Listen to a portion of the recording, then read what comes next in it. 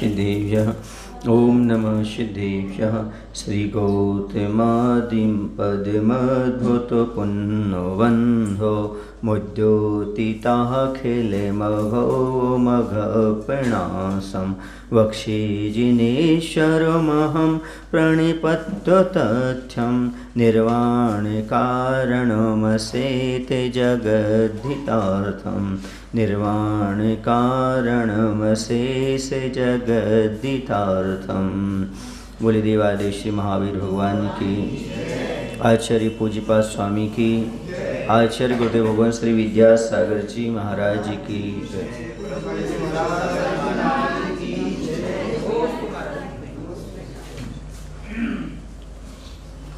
33 number.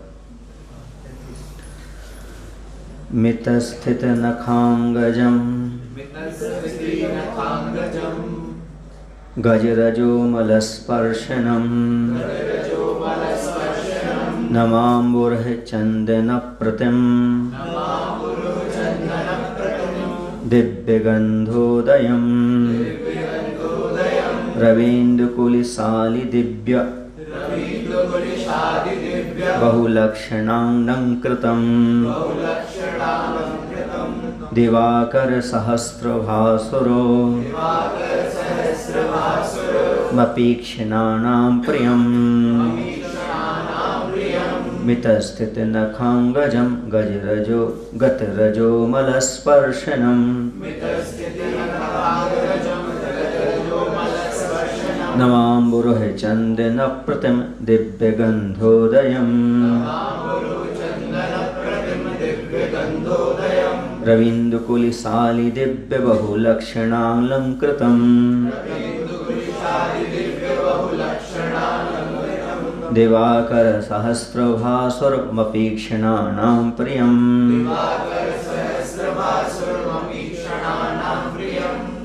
मितस्थित नख अंगजम, जिनके शरीर के नख और केश प्रमाण में स्थित हैं, अर्थात अब केवल ज्ञान के बाद वृद्धि को प्राप्त नहीं होंगे।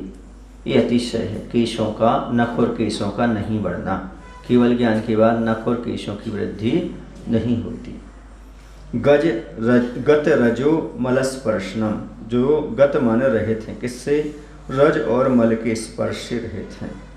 उन्हें किसी प्रकार का, रज माने धूल और मल माने किसी प्रकार की और चीज़ें उसमें नहीं लग सकती। कि कौन सा शरीर हो गया उनका?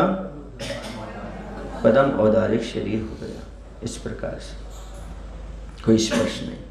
नव अंबुरोह चंदन प्रतिम दिव्य गंध उदयम, जिनके नव माने नवीन, अंबु माने कमल, और किसकी? चंदन, चंदन की, प्रतिम दिव्य की गंध के समान, दिव्य गंध उदकम का उदय हुआ, उदयम रवि इंदु कुलिस आदि दिव्य बहुलक्षण लंकृतम, जो सूर्य चंद्रमा तथा वज्र आदि दिव्य लक्षणों से सुशोभित हैं। और दिवाकर सहस्र भासुरम अपि ईक्षणानाम पर्यम, जो दिवाकर माने सूर्य, सहस्र माने हजारों, हजारों सूर्यों के समान भासुर दैदीप्यमान होने पर भी, अपि भी, ईक्षणानाम प्रियम, नेत्रों के लिए प्रिय हैं। क्योंकि कोई तेज वाला हो तो आंखों को चुभता है, सूर्य की तरफ देखकर चुभन होती है, लेकिन सहस्रों सूर्यों की आभा को जीतने वाले होने पर भी आंखों को कैसे लग रहे हैं? अच्छे लग रहे हैं। तो कह रहे, हे भगवान, केवल ज्ञान की उत्पत्ति के पश्चात क्या होता है? आपका शरीर समस्त धातु उपधातुओं से रहित परम औदारिक अवस्था को प्राप्त हो जाता है, निगोदिया जीव से रहित हो जाता है। केवल भगवान का शरीर कैसा हो जाता है? निगोदिया जीव से भी रहित हो जाता है। जैसे अपने शरीर में ये रक्त, जी हाँ, ये सब कुछ नहीं रहते, सब नष्ट हो जाते हैं। परम औदारिक शरीर में आपके नख और केश पूर्ववत ही रहते, अर्थात अब बढ़ते नहीं। जो बाहर हैं वो भी अब बढ़ना प्रारंभ नहीं करेंगे। अब रहते तो होंगे, लेकिन उसका कोई परिणमन नहीं चलता होगा। इसलिए जैसे नख और केश तो रहते हैं, इनका परिणमन नहीं चलता, क्योंकि ये भी तो धातु उपधातु हैं, लेकिन इनका परिणमन नहीं चलता, वृद्धि आदि नहीं होती, उनमें कोई जीव आदि नहीं होते हैं। एक जगह आदिनाथ भगवान की प्रतिमा में जो केशों की जटाएं देखते हैं, तो केश रहित हैं, केशों के कुछ भी नहीं, तो जटा रहे तो नहीं है, जितने हो गए उसके बाद अब बढ़ेंगे नहीं। मतलब जटा की स्थिति में केवल ज्ञान माउंट। हाँ, कोई बाधा नहीं, इसलिए नहीं है क्योंकि उन लोगों के लिए केश संच का नियम नहीं रहता। आज के वर्तमान के मुनियों को 4 महीने के भीतर केश संच करने का नियम है। जैसे वो भगवान खड़े हुए ध्यान में, कौन बाहुबली भगवान, तो 1 वर्ष तक खड़े रहे तो उनके मूल गुण कैसे पले पड़ गए उनके, क्योंकि वो ध्यान में है। ध्यान में सब गर्भित हो जाता है, वरना उनके लिए तो 4 बार उठ कर केश संच करना पड़ते मुनि अवस्था में। 1 वर्ष तक एक स्थान से निराहार उपवास किए, इसलिए गोमटी चीमम मन में आवास लिए। उन्हें आहार ही नहीं किया, आहार को उठें और क्रिया करें तो कोई संचारी के नियम है। तो कोई क्रिया ही नहीं कर रहे तो कोई नियम नहीं, न देव वंदना की, न भक्ति की, न स्वाध्याय के। ध्यान में हो तो वो सब गर्भित हो जाते ध्यान में सारी चीज़ें, क्योंकि सामायिक में वैसे ही पूरे व्रत परिपूर्ण, पंचक 5 व्रत पूर्ण हो जाते हैं। इसी प्रकार से सामायिक ध्यान में हो तो आपको न वंदना करने की ज़रूरत है, न प्रतिक्रमण करने की ज़रूरत है, न कुछ नहीं, कोई आवश्यक नहीं, उसमें सब गर्भित हो जाते हैं। इसी प्रकार से भगवान ध्यान में हैं या वहाँ कह रहे वर्षों तक खड़गासन में ध्यान कर रहे हैं, उनको केश संच आदि की जरूरत नहीं है।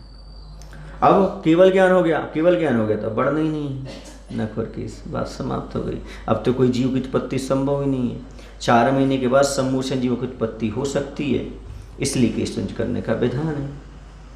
इसे 4 महीने से ज़्यादा बाल नहीं रखना चाहिए, क्योंकि उसमें सम्मोचन जीवों की उत्पत्ति हो सकती है। और दूसरी चीज़, 4 महीने के बाद अच्छे बाल बढ़ जाते हैं तो सुंदरता के प्रतीक हो जाते हैं, तो शरीर सुंदर नहीं होना चाहिए। अन्य मत में तो 6 महीने का चलता उनका, 6 महीने तक चलते रहते, श्वेतांबर वगैरह वगैरह में उनका तो खूब बड़े बड़े हो जाते, 6 महीने की बात करते वो लोग तो ऐसा। लेकिन 4 महीने अपने बालों के यहाँ रहना है तो 4 महीने, और अपने बालों को रखना है तो 4 महीने। समझ गए ना? इनको उखाड़ के फेंको, उनको उखाड़ के चले जाओ, बस काम बन जाएगा। ऐसा होता है। केवल ज्ञान के पहले सम्मोचन जीव रहते हैं शरीर में, हाँ, सब वो चले जाते हैं, कुछ नहीं बचता। समझ गए? यही प्रभाव है तीर्थंकर का। वो तीर्थंकर अकेले की रहेंगे, बाकी के थोड़े रहेंगे। क्यों नहीं? उनका वही तो कह रहे हैं हम आपसे कि जिनके शरीर के नख और केश प्रमाण में स्थित हैं, और उनका क्या हो गया? परम आदर्श शरीर हो गया, अर्थात धातु उपधातु से रहित। उनका किसी प्रकार का जैसे अपने पास पाए जाते वैसे नहीं पाए जाएंगे, बस इतना समझ लो इसका अर्थ। धातु उपधातु का अर्थ कैसा? अपने, इसलिए तो उनके लिए भोजन की जरूरत नहीं पड़ती, अपने जैसे स्थिर स्थिर हों, क्योंकि नामकर्म तो सारे पाए जाएंगे ऊपर, नामकर्म बदलाव नहीं आएगा, इसका सूक्ष्म परिणमन हो जाता है। अब कैसा होता है वो केवल ज्ञान के बाद हम आपको बताएंगे। अभी तो ऐसा बताया है, तो इसके लिए आप क्या करो, या फिर आपको केवल ज्ञान हो तो सबको बता देना है, ठीक है। जिस चीज़ में ये सी बताया, जैसे अब नारकियों में है, जैसे वैकृत शरीर है, वैकृत शरीर में धातु उपधातु नहीं होती, लेकिन नरकों में क्या होती है उसकी व्यवस्था है। नरकों में खून भी होता है, सारी चीज़ें होती हैं उनके शरीर में, काटने से खून भी निकलता है, हड्डी भी होती, सारी चीज़ें होती हैं। तो वैकृत शरीर का अर्थ ऐसा नहीं, वैकृत शरीर का अर्थ है विशेष रूप से क्रिया करने की जिस शरीर में क्षमता हो उसे वैकृत शरीर कहते हैं। अब उनमें देवों में धातु उपधातु नहीं होती हैं, बाकी वैकृत शरीर नारिकों भी उनके तो होती हैं, क्योंकि दुख की अपेक्षा उनमें बताया गया है। अब कैसे है तो उसका है, लिखा है तो उसको आगम में आया है। तो वैकृत शरीर का मात्र यही मात्र मत ले लेना, वैकृत शरीर का अर्थ है जिसमें धातु उपधातु नहीं होती। वैकृत शरीर का मात्र अर्थ है विशेष रूपेण क्रियाति विक्रिया, जो विशेष रूप से क्रिया करने की क्षमता रखता है उसे वैकृत शरीर कहते हैं। वरना फिर नरकों में वैकृत शरीर है, वहाँ कैसे बनेगा? क्योंकि वहाँ खून पीप वगैरह सब सारी चीज़ें होती शरीर में। परम औदारिक शरीर में आपके नख और केश पूर्ववत ही रहते हैं, आगे बढ़ते नहीं हैं। आपके दिव्य शरीर से नवीन विकसित कमल व चंदन की दिव्य सुगंध सदा निकलती रहती है। शरीर से कौन सी खुशबू निकलती है? चंदन जैसे और नवीन विकसित कमल के जैसे दिव्य शरीर में से निकलती रहती है, क्योंकि धातु उपधातुयाँ अपना कोई काम नहीं करती वहाँ पर, इसलिए शरीर से सुगंधित निकलती है। ये सब केवल ज्ञान का प्रभाव है। किसका प्रभाव है? हाँ, ये सारी की सारी चीज़ें उन विशेष चीज़ें प्राप्त होने पर अपने आप होने लगती हैं। आपका दिव्य परम शरीर इंदु माने चंद्रमा, सूर्य, वज्र, शस्त्र आदि 1800 लक्षणों से अलंकृत है। कितने लक्षण हैं उनके? 1800 लक्षणों से अलंकृत है। तथा हजारों सूर्यों की दीप्ति को एक साथ एक समय में ही प्राप्त होकर भी भव्य जनों के नेत्रों को अति प्रिय हैं आप। जबकि एक ही सूर्य की रोशनी पंच हो जाती है, लेकिन ये प्रिय है। ये तो अतिशय तो विशेषताएं भगवान की। जहाँ संसार जीव एक सूर्य के तेज को भी नहीं देखने में असमर्थ हो जाता है, असहाय हो जाता है, उसको सहनीय नहीं होता, अप्रियता का अनुभव करता है वह, वहाँ उसे आपकी हजारों सूर्यों की कांति की निर्निमेष दृष्टि से देखने को बाध्य करती है। ऐसा लगता है बिल्कुल बिना पलक जगह देखते रहो देखते रहो देखते रहो। ऐसे महादिव्य रूप के धारक हे प्रभु, मुझे आप क्या करें? पवित्र करें, मुझे पवित्र बनाएं। और पवित्र बनाने वाला कौन सा लक्षण है? जो आत्मा को पवित्र करे, उसका नाम पुण्य है। तो भगवान की भक्ति करने से पुण्य की वृद्धि होगी, पाप का क्षय होगा, आत्मा हमारी पवित्र होती चली जाएगी। भगवान के सामने 1008 लगाते हैं, ये तो जमता है क्योंकि उनकी 1008 लक्षण लगते हैं। लेकिन मुनि महाराज के आगे 108 लगाते, इसका कुछ रीजन समझ में नहीं आता क्यों लगाते हैं।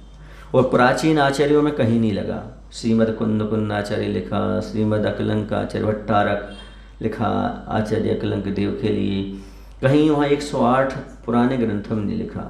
आचार्य सकल कीर्ति आदेश, आचार्य समद भट्ट महाराज 108 कहीं देखने नहीं। ये परंपरा कब से चली है ये समझ में नहीं आया। 108 लिखना और 105 लिखना आर्य काम को, ये अर्वाचीन सी लगती है, प्राचीन नहीं लगती परंपरा। 108-200 से रहित जैसे हम लोग माला फिरते हैं 108-200 के लिए। कैसे हैं अभी? कहाँ हो गए बताओ तो पहले, भी कहाँ हो गए? इसलिए नहीं तो फिर तीन उनके कौन से रह गए आर्य काम के? बोलो ना आप कहते उन्हें 3 गुण एक कम रह जाते। कौन से 3 गुण कम रह जाते? वो उनको स्नान करना पड़ता है, वस्त्र हैं, बैठ के भोजन, ऐसा तर्क दे देते। पर ऐसा कोई आगम में है ही नहीं। आगम सम्मति बातें कहीं भी नहीं है।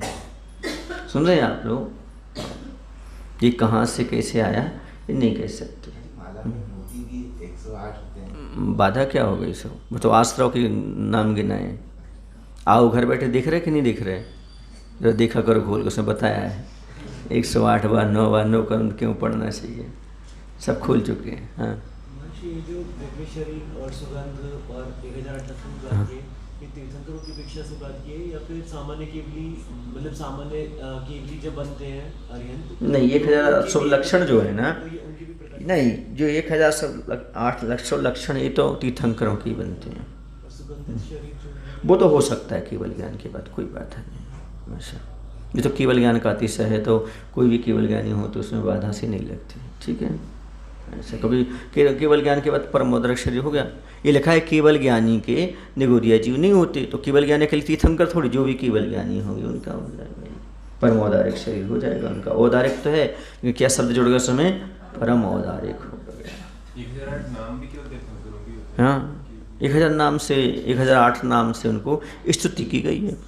हाँ, अब सबकी हुए, सबको कोई दिक्कत क्या? अनंत भगवान के बोल दो 1008 नाम रख दिए भगवान के, और क्या स्तुति कर ली। चलिए, वैसे आप गिन कहाँ पा रहे कितने मोक्ष गए, कहाँ गए? शिखर जी की तुम संख्या ही लगा दी, तो नाम कहाँ है उनके पास आपके पास? तीर्थंकरों के नाम ही तो याद कर लो, बहुत बड़ी बात है। अभी किसी से पूछा जाए चक्रवर्ती के 12 नाम बताओ, क्रम से नहीं बता पाओगे। तीर्थंकरों को नहीं बता पाओगे, इसे 24 की याद कर लो, बहुत बड़ी बात है तुम्हारे पास। चलो, हितार्थ परिपंथ भी प्रबल राग मोहादि भी,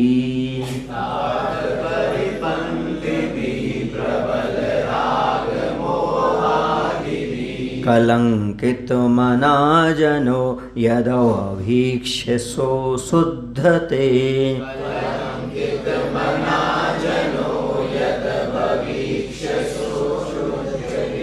सदा विमुखमेव यज्जगति पश्यतां सर्वथा,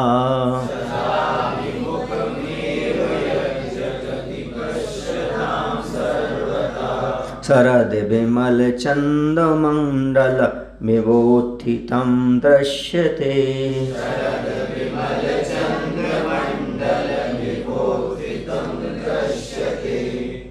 हितार्थ परिपंथ भी, प्राणियों के हित करने वाले अर्थात सर्वोत्कृष्ट हित पंथ माने मोक्ष है, उसका विरोधी प्रबल राग मोहादि, प्रबल शत्रु राग देश मोह आदि से कलंकित मना जना, जो कलंकित हृदय वाले मानव भी यत जिनको अभिभीक्षण देख करके सो शुद्धते अत्यंत निर्मलता को प्राप्त होते हैं। जगति संसार में सर्वथा पश्यताम, चारों ओर से देखने वालों को, यत सद अभिमुखम एव, जो सदा सामने ही उत्थितम उदित होते हैं, उदय को प्राप्त है।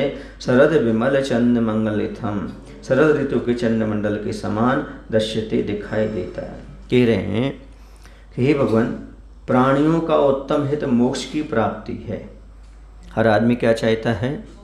मुझे मोक्ष की प्राप्ति हो, और उसका सबसे बड़ा हित है मोक्ष प्राप्त होना।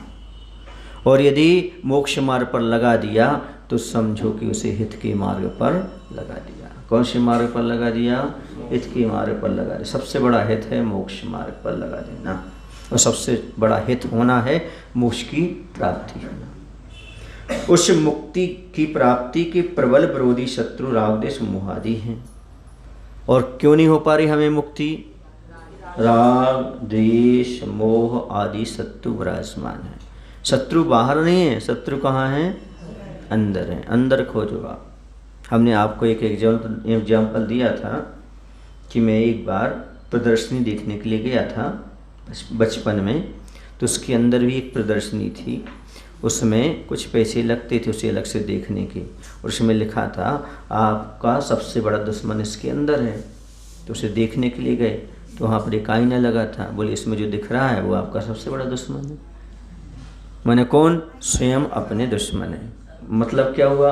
मतलब ये हुआ कि हमारे राग देश मोही हमारे सबसे बड़े शत्रु हैं, बाहर कोई शत्रु नहीं। आँख जब मुंदी तो कोई शत्रु है ना मित्र है, अरहंत नाम सत्य है कि सत्य नाम सत्य है। कोई नहीं, ये लगता हमारे लिए कोई नहीं है शत्रु तेरा।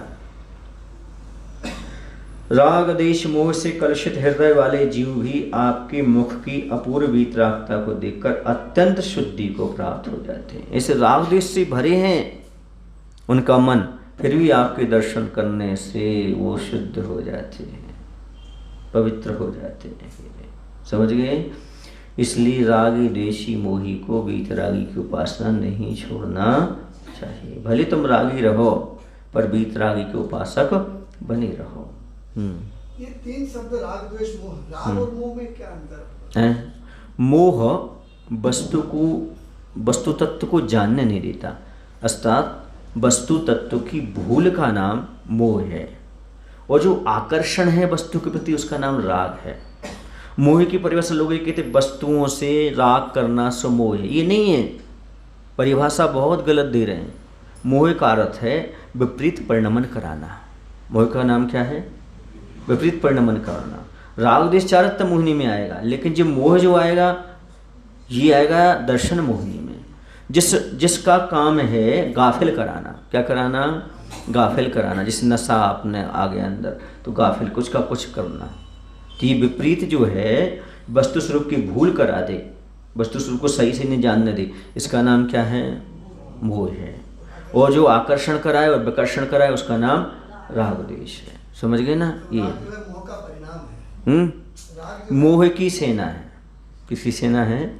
मोह की। एक दिन हमने कहा था मोह रूपी राजा रहा, मोह रूपी राजा रहा, सेना बनी कसाय, और राजा को बस में किया, सेना गई पलाए। सबसे बड़ा कौन है? यही है सबसे खतरनाक आतंकवादी। सबसे बड़ा आतंकवादी मोह है जो बैठा है, इसका ग्रोह है। किसका ग्रोह है? ये चौकड़ी को लेके चलता है। जहाँ अनंतानुबंदी चौकड़ी वहाँ पर सारी चौकड़ी रहती है, उसकी पूरी 28 रहती। ये सबसे खतरनाक है, इसको पकड़ो। लादेन पता नहीं कहाँ है, ये खतरनाक है। समझ गए? ये सबसे खतरनाक शत्रु। राग देश से जो मलिन लोग हैं वो भी आपके, अर्थात ये कहने का तात्पर्य राग देशी मोही भी वीतराग प्रभु के दर्शन करता है तो उसे भी सम्यक दर्शन प्राप्ति का चांस मिल जाता है, वह भी सम्यक दर्शन प्राप्त कर सकता है। जिनमें भी दर्शन बाह्य निमित्त माना गया है, बाह्य कारण माना गया है, किसको? सम्यक दर्शन की प्राप्ति में, ये इसका तात्पर्य है। वह कलुषित हृदय वाला भी वीतराग अत्यंत शुद्धि को प्राप्त हो जाता है, अर्थात उसे भी सम्यक दर्शन की उपलब्धि हो जाती है, हो सकती है। समझ में आ रहा? तिरंजो कैसे होता है? ऐसे ही तो होता है। मुनि के दर्शन कर लिए, जिनमें मुनि महाराज की मुद्रा भी आ जाती है, उनके दर्शन कर लिए, तिरंजो को समदर्शन की प्राप्ति हो जाती है। तो शुद्धि का कारण है, अत्यंत शुद्धि का कारण है, सामान्य अत्यंत शुद्धि। अत्यंत शुद्धि क्या है? वो सम्यक दर्शन की प्राप्ति। हे प्रभु, समोषण में आपका वह प्रशांत रूप चारों दिशाओं में दिखाई पड़ता है। भगवान का रहता तो एक मुख है, लेकिन वहाँ पर एक अतिशय रहता समोषण का भगवान का, कि मुख चारों दिशाओं में उनके मुख दिखाई देने लगते हैं। यह वही वर्तमान में एक परंपरा चला दी है कि चतुर्मुखी प्रतिमा विराजमान करने लगे हैं, लेकिन वो आगम सम्मत इसलिए नहीं है क्योंकि ये तो चतुर्मुख दिखते हैं, होते थोड़ी हैं। हमें दिखना चाहिए, ना कि बनाना चाहिए, होना चाहिए। मात्र लंदन के म्यूजियम में एक चंद्रप्रभु भगवान की ऐसी प्रतिमा देखने को मिली, उसकी प्रतिकृति यहाँ पर बनना शुरू हो गई है, जो कि आगम सम्मत नहीं है। लेकिन हाँ ठीक है, अब सब अपने अपने में लगे हुए हैं, सब अपने अपना बना रहे हैं। तो यहाँ पर कहने का तात्पर्य है, बाकी तो सब आप इतिहास खोज लेना और आपको पता है। मैं ये बता रहा हूँ कि ये चतुर्मुखी प्रतिमा नहीं, क्योंकि भगवान के दिखते हैं, होते नहीं हैं। वास्तविक स्वरूप को हम गाफिल कर रहे हैं। वास्तविक स्वरूप तो एक ही तरफ है, ये समूह में दिखाई देता है। फिर चार प्रतिमाएं रखने का क्या महत्व हुआ? फिर तो ब्रह्मा जैसी प्रतिमाएं हो जाएंगी, फिर आगे चल करके फिर वस्त्र पहनाए जाएंगे और वो क्या बन जाएंगे? ब्रह्मा जी बन जाएंगे। आपके लिए ब्रह्मस्त्र से बाहर कर दिया जाएगा। क्यों? क्योंकि आपके यहाँ है ही नहीं आगम प्रतिष्ठा। ये कहाँ से आई आपके पास? कल सामने इतिहास पूछेगा, सरकार पूछेगी, फिर आप क्या जवाब देंगे उनके लिए? देखो, जो कुछ भी महान आचार्य, महान मुनि कुछ भी बोलते तो चिंतन करके बोलते हैं, दीर्घगामी परिणाम सोच करके बात करते हैं। किसी का विरोध नहीं करना, पर ये आगे परिणाम क्या निकलेगा ये बताओ आप। क्योंकि आपके यहाँ तो 4 मुख वाली और 8 हाथ वाली कोई प्रतिमा है ही नहीं, फिर आपकी कैसे बनी? ये आपने हमारी कन्वर्ट की है, इसलिए हम बना रहे हैं, हम कब्जा कर रहे हैं तुम्हारे मंदिर में। गलत कह रहा हूँ, सही कह रहा हूँ, बताओ। पर ये दीर्घगामी सोच कोई सोचता ही नहीं, विचार ही नहीं करता। और तुम कितने हो? मुट्ठी भर। वो कितने हैं? आप कैसे लड़ोगे? क्या करोगे? आप कैसे कर सकते हो? आप अपने पैर पर कुल्हाड़ी पटक रहे हो ऐसा करके। अपनी संस्कृति के प्रति आप बहुत बड़ा अन्याय करने जा रहे हो यदि आप 4 मुख वाली भगवान की प्रतिमा विराजमान करते हो। तो आपकी संस्कृति पर आगे आक्रमण के लिए आप ही तरीका दे रहे हो, आप ही उपाय बता रहे हो। इस बारे में समझने की आवश्यकता है। आप लोगों को इसलिए कह रहा हूँ ताकि आप लोगों के यहाँ ऐसी कोई सलाह दे तो पहले ध्यान रखना, क्योंकि आप लोग क्या होते, गंगा आए तो गंगादास हो जाते हो, जमुना आए तो जमुनादास, जिनने जैसा कहा वैसे बह जाते हो। इसे थोड़ा समझने की आवश्यकता है। इसका कालांतर में क्या प्रभाव पड़ेगा, कैसा होगा, क्या होगा, ये जानने की ज़रूरत है। किसी का विरोध नहीं है, सही बात को प्रस्तुत किया जा रहा है। अब कोई इसको विरोध मान ले तो उसकी मति है, उसका ज्ञान है, लेकिन कालांतर में क्या होगा ये सोचो तो। जैसे ज्वाला मालिनी आदि यक्षिणी कुंडलपुर में वो थी, एक वो तो दूर थी, वो सब आकर के उनको पूरा उतना स्थान ही देना पड़ा उन लोगों के लिए। तो क्योंकि आपकी देवियाँ थोड़ी होती, देवियाँ तो हमारी होती हैं। कुंडलपुर में जल मंदिर के पीछे वाला स्थान उन लोगों को देना ही पड़ा, जो कह रहे कि देवियाँ आपकी नहीं होती, देवियाँ तो हमारी हैं। आपके तो दिगंबर महाराज हैं, दिगंबर भगवान हैं, वो आकर के पूजन करेंगे, चिलम पिएंगे, ये करेंगे, वो करेंगे। आप क्या करो? इसलिए भैया तुम उतना स्थान ले ही लो आप। और कल ऐसे करना पड़ेगा, जब आप 4 मुख वाली रखोगे तो आके वस्त्र पहनाएंगे वो और पूजन करेंगे। हाँ, वो इसलिए तो दिया, उनको देना पड़ा उतना आपका। हाँ, एकड़ों में ज़मीन देना पड़ी आपको। क्या करोगे? लड़ाई करोगे, रोज का झगड़ा करोगे, क्या कर लोगे तुम? हाँ पहले तो इसका ही पार्ट था। हाँ, फिर वो अलग करना पड़ा क्योंकि उनको देना पड़ा आपको। ऐसे ये होगा, आप मंदिर के 2 पार्ट करना पड़ेंगे आपको, वेदी के भी। एक चतुर्मुखी वालों को देना पड़ेगा, एक मुखी वालों को देना पड़ेगा। तो समझो क्या कुछ नया करने की जो जरूरत होती है ना, कि कुछ नया कुछ नई तरह की प्रतिभा, तो तरह की चीजें क्या इसके लिए क्या मिल रहा तुम्हें? कौन सी प्रसिद्धि मिल रही? कौन से तुम्हारे मूल गुण बढ़ रहे हैं इसमें? तो नाम हो रहा कि इन्हें ऐसे करे ऐसा करे, लेकिन उसका आगे कुछ भी परिणाम करो तो देखो, जो गंभीरा, क्या कहा? गंभीर होते हैं। बताए ना, गुरु, गा माने गंभीर, ऊ माने उदार। बोले गंभीरता तो पहले हो उनमें, गंभीरता के अभाव में ये सब चीज़ें होती थी। गंभीरता, मैं किसी की बुराई नहीं करेंगे, आप सोचो कि आचार्यों की बुराई कर रहे हैं आप, कभी ये काम आचार्य करा रहे हैं, पर ये पूरा पर विचार तो करो इसके आगे परिणाम क्या होंगे। मैंने भी भट्टारक जी को यही बताया था कि आप लोग मानस्तंभ में भी देवी देवता विराजमान करते जा रहे हो, है ना। इसको लेकर के कि वो कर्मकांड की गाथा को लेकर के कि उसमें लिखा है, क्या लिखा है उसमें, कि जो बाहुबली भगवान के यहाँ पर खम्भों में यक्ष आदि हैं, उनसे, उनके मुकुटों से भगवान के चरणों का अभिषेक किया गया, ऐसा लिखा है। और आपने क्या कह दिया कि जैसे बाहुबली के सामने वो यक्ष वो बने हैं ना ब्रह्मदेव, ऐसी सबके सामने ब्रह्मदेव बना, भगवान के सामने आपने ब्रह्मदेव की रचना कर दी। अभी देख के आओ कनकगिरी में, आप वहाँ पर बाहुबली के सामने पहाड़ पर क्या बना दी? ब्रह्मदेव का मानस्तंभ बना दिया। बोले महानस्तंभ नहीं, एक खम्बा है, ऐसा कहा उन्होंने। कौन देव भट्टारक थे वहाँ पर, हमारे उनसे 15-20 मिनट इसी चीज़ पर चर्चा हुई। हमने कहा आप लोग यदि मानस्तंभ की वहाँ वो अन्य देवी देवता को रहो, बोले हम तो इसी से बचाए हुए हैं सारे क्षेत्र को, ये वो तर्क देते वो। हम क्या बोले उनके लिए? मानस्तंभ में किसकी? ब्रह्मदेव आदि की स्थापना होने लगी है, जबकि वो खम्भों में कहा है, मानस्तंभ नहीं कहा, जो आजू बाजू में खम्भ है ऐसे कहा है। उसका अर्थ का अनर्थ। बोले नेमीचंद महाराज के मिथ्या दृष्टि थे, उन्होंने ऐसा क्यों उल्लेख किया? हमने कहा इसका अर्थ तो निकालो, अर्थ लिखा क्या उसमें? उन्हें स्थापना करने को नहीं कहा। जो खम्भों में देवताएं उनके मुकुटों के मणियों से जिन भगवान के चरण को क्या किया गया? धोया गया, उनके ऐसे चामुंड राय, ऐसे गोमटेश बाबू को नमस्कार, ऐसा लिखा। और ऐसे चामुंड राय जयवंत रहें, अब जयवंत करके हमेशा तक रहें, ऐसे थोड़ी उनको नमस्कार करते। बोले नेमचंद ने भी चामुंड राय को नमस्कार किया। अब ऐसे अर्थ निकालेंगे लोग तो हम कहाँ तक समझेंगे, कैसे कैसे बताएंगे लोग? समझ में आ रहा है? तो ये सारी विडंबनाएं खड़ी हो रही हैं और उन्हीं उनका वो समर्थन करते रहते हैं, एक दूसरे का समर्थन करते रहते हैं। हाँ अच्छा कर रहे हैं आप, अच्छा कर रहे हैं, अच्छा कर रहे हैं, बाय बाय मिलती रहती है, ये है। लेकिन आगे कैसे होगा? मैं कई बार कहता हूँ ऐसा काम मत करो जैसे मरीचि ने किया था। 30-63 मत तो चला गया, वो तो कल्याण कर गया, पर मत तो हम सब भोग रहे ना अभी। तो ऐसा काम तुम मत करके जाओ बड़े पद पर बैठ करके कि तुम ऐसे काम मत के जाओ, आगे जाकर के पीढ़ी को भोगना पड़े, कष्ट सहना पड़े सारे के सारे। अब सिंदूर पूत करके क्षेत्रपाल आदि बनाओगे तो हनुमान बनेंगे बाद में। गलत कह रहा हूँ, सही कह रहा हूँ? पर आपको बाहर करेंगे और वो आके बैठेंगे। इस बात को कोई समझने के लिए तैयार ही नहीं है, क्योंकि निमित्त तुम खुद जटा रहे हो, सब खुद कर रहे हो। अब बाद में कह रहे ऐसा हो रहा है तो कैसे करें? इसी तो क्षेत्र जा रहे हैं अपने हाथ से।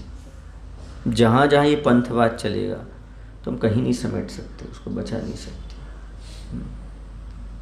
पूरा का पूरा जब कहीं मंदिर में प्रवेश करो तो ऐसा लगता है जैसे अजैन मंदिर में प्रवेश कर गए। पूरा पूरा वही पूरा सब चीज। चलो आगे चलते हैं। तो अपनी विषय पर ये था, कहने का तात्पर्य यहाँ पर ये था कि समुषण में आपका वह प्रशांत रूप चारों दिशाओं में दिखाई पड़ता है। अतः वह रूप संसार के जो भव्य जीव आपके दर्शन के इच्छुक हैं उन्हें अपने सामने ही दिखाई पड़ता है। पड़ता है, होता नहीं, पड़ता है।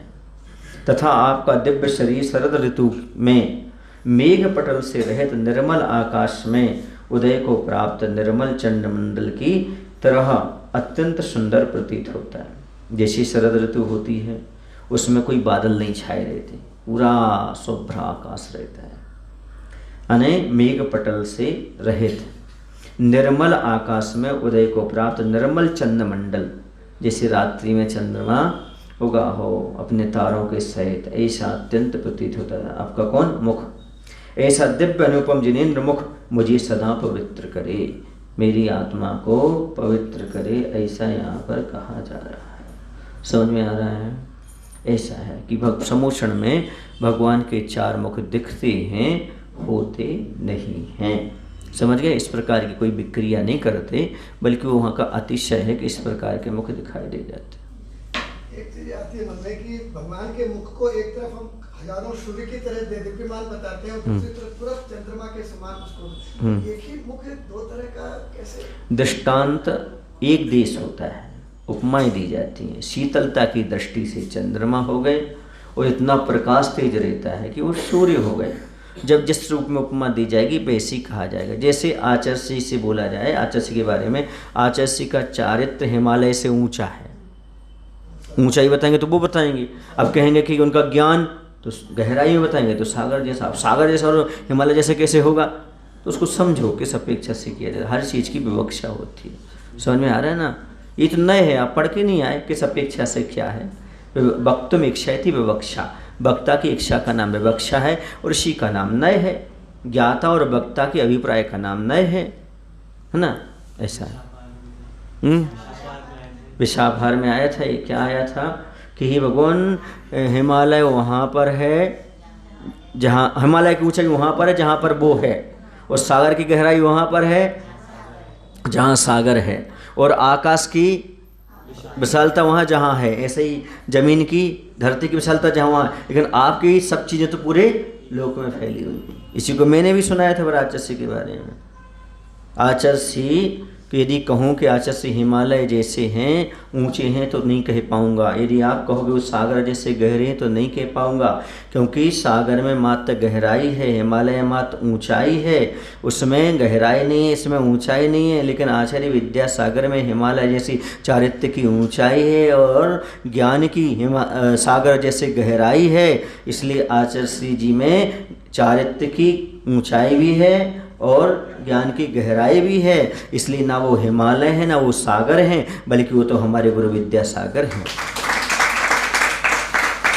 ये सारी चीज़ें लौकिक हैं, चाहे सागर हो चाहे हिमालय लौकिक हैं, पर हमारे गुरु तो अलौकिक हैं। पर गुरु विद्यासागर कैसे हैं? तो गुरु विद्यासागर जैसे हैं। बोलिए आचार्य विद्यासागर जी महाराज जी की जय। बोले पंचवटी महाराज की जय। बोधि